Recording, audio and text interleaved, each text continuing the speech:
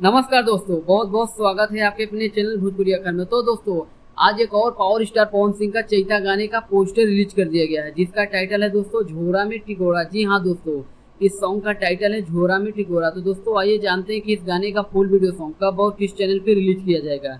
तो दोस्तों वीडियो को लास्ट तक जरूर देखें, और जो भी भाई हमारे चैनल को सब्सक्राइब नहीं किए हैं वो चैनल को सब्सक्राइब कर ले। तो चलिए दोस्तों वीडियो को शुरू करते हैं। तो दोस्तों बात करते हैं पावर स्टार पवन सिंह के इस चैता सॉन्ग का, जिसका टाइटल है झोरा में टिकोरा। तो दोस्तों यह Chaita song power star Pawan Singh का इस सीजन का दूसरा चैता सॉन्ग है, जो कि दोस्तों इससे पहला चैता सॉन्ग था दौरी होई की काम औरी हुई। और दोस्तों ये दूसरा चैता सॉन्ग है। और दोस्तों इस सॉन्ग को गाए हैं पावर स्टार पवन सिंह और शिवानी सिंह, और इस गाने को लिखे हैं रोशन सिंह विश्वास, और इस गाने में म्यूजिक दिए हैं प्रियांशु सिंह। तो दोस्तों इस गाने में एक्ट्रेस है क्वीन शालिनी, जो कि इस समय भोजपुरी इंडस्ट्री में धमाल मचा के रखी है।